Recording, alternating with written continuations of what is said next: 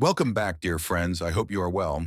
Diana has been in the shadow world for 3 weeks now, and she wants to go home, even though her body's already home because of her tether.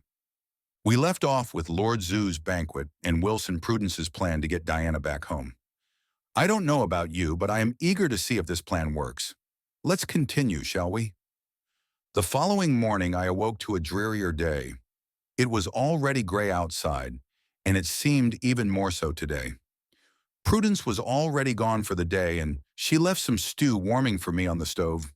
After eating, I tidied up a bit. There was nothing else to do, so I took a seat at the table to do what I'd considered my routine attempt at interacting with the physical world. I was surprised when I heard voices. They were discussing my condition. Mom asked how long I was going to be unconscious. Assuming it was a doctor she was speaking with, he answered that he wasn't sure, but he was going to do everything in his power to ensure that I woke up. I wanted to reassure Mom that I was okay and concentrated hard on opening my eyes. As hard as I tried, I couldn't. I could hear Mom crying, and I felt so helpless. When Prudence and Wills came back, I told them that I was able to hear my mother and doctor talking and how I tried to open my eyes. I'm sorry you failed. However, I don't believe you can get back by sheer force of will. You came here because Lord Zoo recruited you.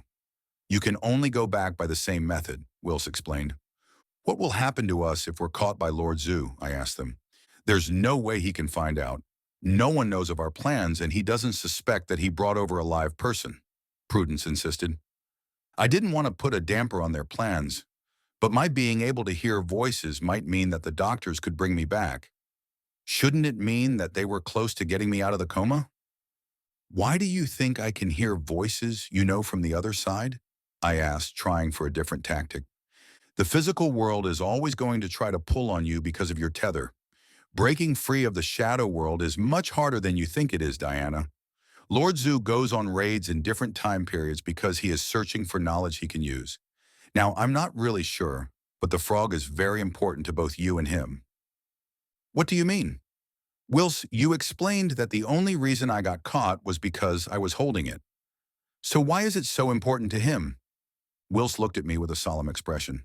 It's important because I overheard them discussing the properties of the frog. Lord Zoo couldn't get over how well preserved it was. I only found out today why the frog is so important. He took it apart today, and he's found the component he's been searching for. What component? What does that mean? I asked. It means he's found a way to get back to the physical world. Something in the frog clued him in. It is a matter of time before he figures out that he brought back more than just a well-preserved frog.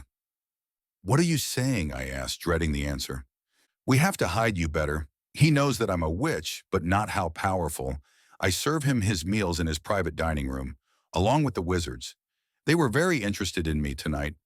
Lord Zoo asked me some very pointed questions, and my answers didn't please him, Prudence said. What did he ask you? I wanted to know. I could feel the panic rising in my chest. He wanted to know how my magic was coming along, and how do I spend my free time when I'm not in the kitchens? I shook my head. Does that mean he knows? What Prudence is saying is that they suspect that she's hiding something. We have to move you to another place tonight, Wilson insisted. Where can I hide that he can't detect me? If he's figured out that the frog didn't come through alone, and if he had me, he'd have access to the physical world, right? Prudence and Wills both nodded. Wills looked despondent, and Prudence wore a frown marring her pretty face. Where can you hide me that he cannot find me? Somehow, the frog is linked to you, and he knows it. We've got to figure a way to disconnect the tie you have to that frog, Prudence said matter-of-factly. From the looks on their faces, I didn't feel very confident they had the answer. I still think that trying to send you back during the banquet is our best chance, Will said, nodding to himself. How can we pull that off if he knows about me? It sounded like a dead plan to me. Prudence clapped her hands in glee. I think Wills is right. The way I see it, Lord Zoo zeroed in on you because you are not in the same place as the frog. I think we can confuse him if you are. Huh? I reached up to scrub my face. They were making me mad. I think you're right, Prudence. Lord Zoo would be confused if he went searching for you, but kept getting his chamber as your location. Then he'd think that his calculations were wrong.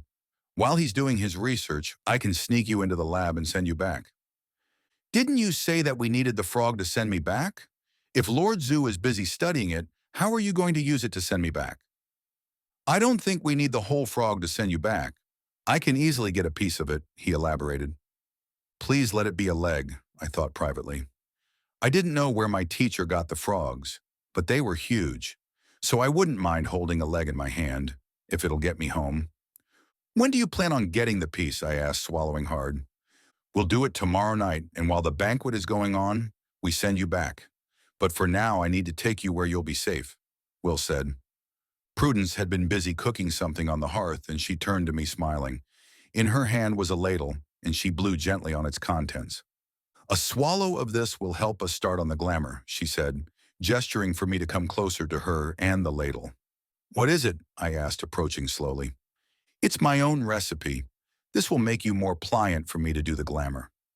I figured they couldn't hurt me physically since my body was still safe at home in a hospital. Here goes, I thought as I took the ladle from her and took a small sip. I was surprised that it tasted like syrup. However, once it reached my stomach, I felt an altogether different kind of sensation. Hey, is it supposed to burn like this? Shh, stay still, she ordered. I watched her as she closed her eyes and took a deep breath. I couldn't quite hear what she was saying as she murmured her spell. I didn't feel any different, but Wills was nodding and smiling at me. I couldn't believe my eyes when Will steered me toward the mirror beside Prudence's bed. I turned my head from side to side, trying to find anything resembling the me I knew was really there. And I couldn't. The reflection staring back at me was 100% Will's. Wow, this is amazing. I had my doubts that you were a witch, but now I'm totally convinced. I turned to her with a smile. Now what? Now it's Will's turn.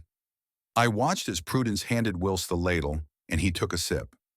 Minutes later, Wills was the image of someone I assumed was one of the wizards they kept referring to.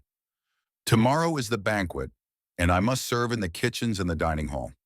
The other wizards know me and will not think it strange that I am in other parts of the castle. Wills will be with you to guide you to the chamber and then on to the lab. Brilliant, right? Wills asked, nodding his approval. So I'm going to stay like this until tomorrow? I asked. No, this was a dry run. This spell wears off soon. We just needed to take you to the castle. We can't risk trying to get you to the castle from here.